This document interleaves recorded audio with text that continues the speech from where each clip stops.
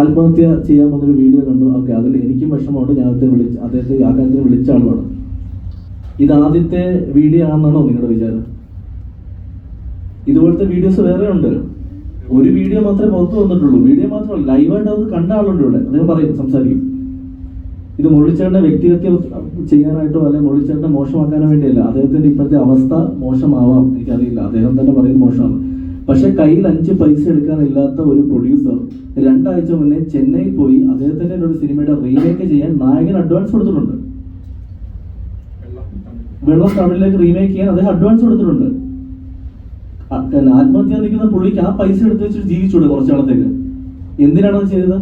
ആ അഡ്വാൻസ് വാങ്ങിച്ച നായകൻ അദ്ദേഹത്തിന്റെ സുഹൃത്തും കൂടെയാണ്. അദ്ദേഹം എന്നെ ഒന്ന് ഞങ്ങൾ മീറ്റ് ചെയ്തു. എന്നോട് സംസാരിച്ചപ്പോൾ ഞാൻ പറഞ്ഞത് ആ പടം ചെയ്യും, കാരണം സുമതിയോട് അദ്ദേഹത്തിന് നഷ്ടമാണെന്നൊക്കെ അദ്ദേഹം പറയുന്നുണ്ട്. എന്തെങ്കിലും ഇത് ആ പടം തമിഴിൽ വർക്കാവും, ഉറപ്പായിട്ടും ആ സിനിമ തമിഴിൽ വർക്കാവുന്ന സിനിമയാണ്.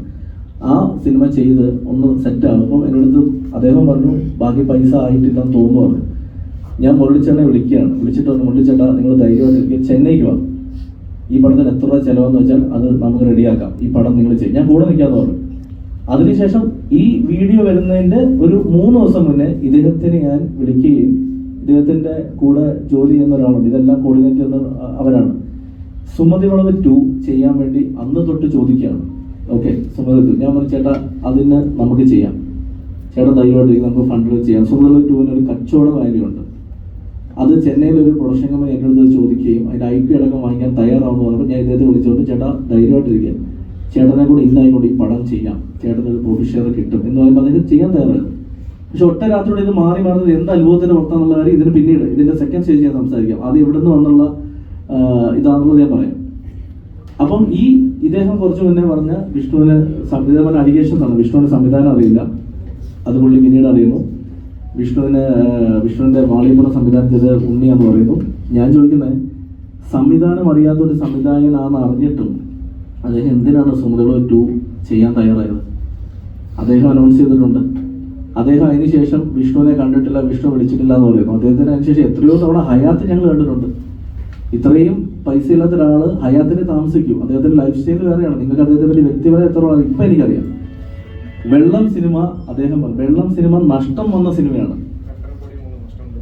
അതിന്റെ യഥാർത്ഥ പ്രൊഡ്യൂസേഴ്സ് ജീവിച്ചിരിപ്പുണ്ട്. അവർ വേണമെങ്കിൽ പ്രസ് മീറ്റിന് ഇനി അടുത്ത പ്രസ് മീറ്റിനോട് അവർ വരാമെന്ന് പറഞ്ഞിട്ടുണ്ട്. നദികളിൽ സുന്ദരി യമുന ആരാണ് പ്രൊഡ്യൂസർ?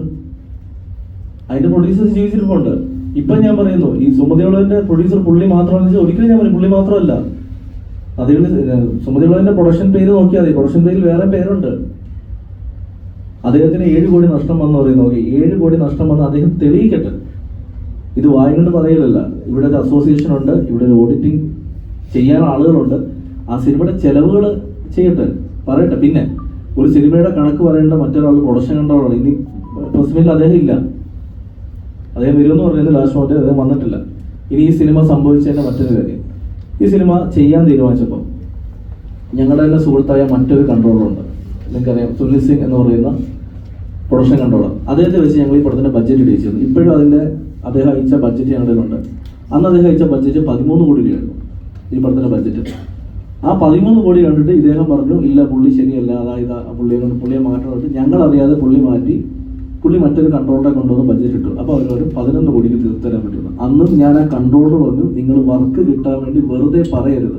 നാളെ ഈ സിനിമ എങ്ങാനും ബഡ്ജറ്റ് കയറിയാൽ ഇത് പ്രശ്നമാവും എന്ന് പറയുമ്പോൾ ഇല്ല, ഉറപ്പായിട്ട് നമുക്ക് തീർക്കാന്ന് പറഞ്ഞു.